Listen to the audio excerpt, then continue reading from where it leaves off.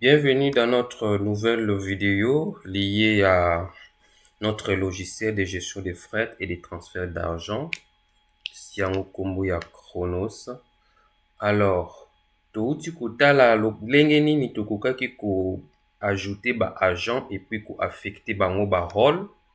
Na kati awa ozomona chaque agent toza na possibilité ya kotala profil na ye, toza na possibilité ya ko modifier un agent, d'accord? Soki okliquer na éditer un agent, na se awa okoki ko modifier ba information ya agent, d'accord? Et puis tozali na possibilité ya ko supprimer un agent.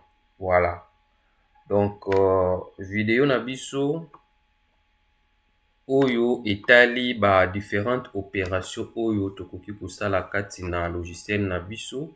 Lelo opération liboso tokosala ezali opération ya enregistrement d'un colis. Donc, pona ko enregistrer colis okoki ko cliquer awa, d'accord? Et komema yo na fenêtre oyo, tout comme à partir ya menu nakoki mbala moko ko cliquer juste awa et puis et afficher ngai ba différents colis. Donc tableau oyo bozomona formulaire ya enregistrement ya liboso ezali mpona ko renseigner ba information ya expéditeur. Na kokotisa expéditeur ya liboso, natie un numéro aléatoire, napesi ye kombo na ye,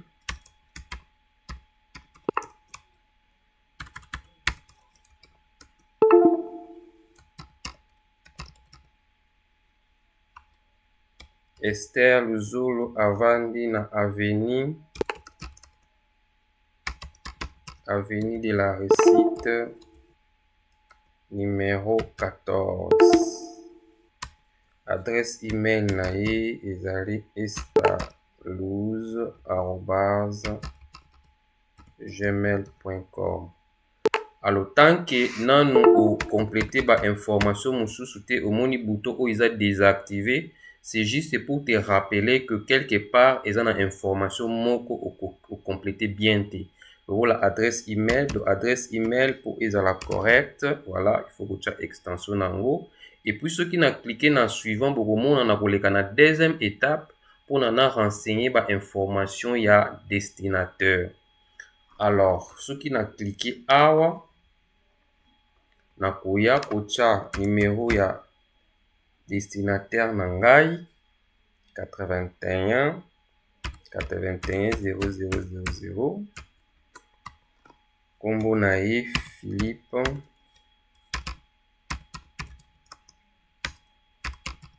Philippe Nyoka, avenue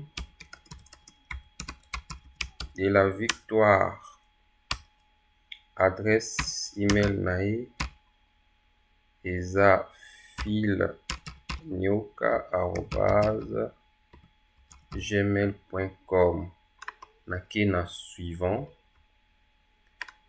Alors na niveau oyo toza na étape ya colis, il faut qu'on renseigner ba information ya colis na biso. Toza na deux types de fret, toza na fret aérien et puis toza na fret maritime. Donc ngande muna ko déterminer type nini ya fret o nalingi na saela. Soki naza na type de fret aérien ekopesa nga ba information en fonction ya oyo na enregistraki na ba paramètres na ngai. Na ba paramètres na nga na enregistraki naza na vol express, naza na vol express aéro et puis naza na vol naza na cargo back. Et puis soki na kei na fret maritime bokomona ke ko changer parce que awa na niveau ya fret maritime naza na type de fret de groupage. Donc voilà, eza bato ebele basangani, c'est-à-dire que conteneur moko mais okotisi ba différents colis ya ba client na yo yango ba bengi groupage, excusez-moi. Donc na niveau ya fret aérien esengeli na niveau ya contenu ya colis na renseigner ba colis nini oyo moto alingi kotinda. Par exemple eza ba produits cosmétiques, ba sac, eza bilamba et puis eza ba chaussures. Na ye awa eza type nini ya fret na kokita moke. parce que chaque type ya fret eza na prix nango. Alors na sélectionner par exemple vol express aéro, omoni eza na $20 échangé automatiquement. Ce qui na lobby eza 48 kg automatiquement epesi ngai total. Ce qui peut na changer type ya fret automatiquement awa eko changer en fonction ya ba différents prix ya chaque type de fret. Voilà. Donc et puis tant on a ko remplir ba information oyo automatiquement na niveau ya ticket pe ezo remplir ba information ya mokolo colis. Donc colis oyo euti na siège social, c'est-à-dire place oyo ozali ozo enregistrer colis, et puis ezo kende na agence nini, ezo kende par exemple na agence ya Kinshasa Gombe. Tant on a Kinshasa Gombe niveau na niveau ya ticket automatiquement émettre destination à jour. Ce qui na lobby destination eza Matadi et okoma Matadi. Donc ticket na biso eza vraiment dynamique et puis ça aperçu en temps réel. Alors ce qu'on a ba information additionnelle oyo lingo bakisa na colis na yo, par exemple awa tokoki kokoma fragile, juste un exemple au cas où ozotinda biloko eza fragile obakisi. Et puis awa par exemple biso tokoloba colis ezali assuré. Ça parmi ba information additionnelle ce qui est bungi, donc tokozwa charge. Alors oyo ezali facultatif, client koloba ki biloko na ye eza na valeur ya $8000 par exemple, c'est-à-dire valeur déclarée. Okoki koloba valeur ya biloko oyo mokolo biloko déclaraki, mais eza vraiment facultatif. Ce qui osilisi ba information oyo okomona bouton oyo ekokoma actif, o cliquer na suivant. Alors étape na biso oyo ezali étape ya paiement. Et puis awa bapesi yo mwa récapitulatif ya makambo nyonso otosala ke colis eza 48 kg, total à payer eza boye, et puis ainsi de suite. Alors sikoyo awa oko déterminer est-ce que colis eza payé, est-ce que moto wana apesi à compte. Soki apesi à compte, il faut o renseigner yango awa. Et puis soki afuti, il faut o sélectionner awa que colis eza payé. Alors lokola moto o afuti, soki alingi par exemple apesi yo déjà mbongo, il faut o renseigner na compte nini olingi o affecter mbongo wana client afuti. Donc soki na affecter mbongo o na caisse, automatiquement tango na ko omoni lokola na sélectionner compte en francs, akosala automatiquement conversion na montant on a kokoma en dollars, a reconvertir en francs. Mais ce qui m'intéresse ezali ko sélectionner par exemple compte en dollars. Ce qui na ye awa tomoni lokola oyo eza en dollars, etiki yango en dollars. Mais tant on a sélectionné qui compte en francs, lokola paiement ezosalema na dollars, ayebisi yo que esengeli a ça la conversion pour na montant wana.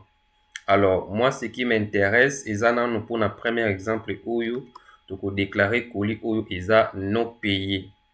Alors pour valider colis oyo esengeli o cocher case oyo ke o confirmer ba information wana eza exact. C'est juste pour na ko pousser yo ya ko vérifier que makambo nyonso osali kuna eza bon. Au cas où cocher te case oyo eza désactivé, c'est-à-dire okoleka étape ote na cocher yango et puis na confirmer enregistrement ya colis na ngai. Tant on a confirmé enregistrement ya colis na ngai, epesi ngai possibilité ya ko imprimer ticket pour na client, et puis ticket oyo étiquette oyo na kotia likolo ya colis. Donc na ke na imprimer, voilà ticket na ngai yango oyo eza na code barre, eza na QR code, et puis awa ozali na code ya colis, et puis client akoki kosala pe suivi ya colis na ye en ligne. Donc soki na cliquer na imprimer, ekomemanga bisika wapi funa imprimer colis. Soki naza na imprimante eza branché, na ko sélectionner juste imprimante na ngai, na cliquer imprimer. Lokola imprimante eza sélection eza branché te, na ko télécharger juste colis na nga, na ko enregistrer yango na format PDF, et puis na koki ko tindela yango client. Voilà, na enregistrer ticket na ngai. Et puis soki nasilisi koenregistre ticket na ngai, nakoki pe kotelecharge étiquette oyo bakotia likolo ya colis. Voilà, et télécharger étiquette de façon automatique.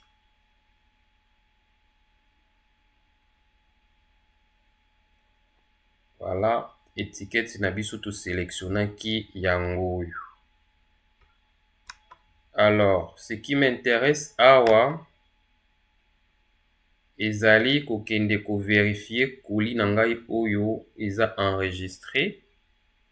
Tokoyeba kotala yango na prochaine vidéo. En attendant, on se dit au revoir.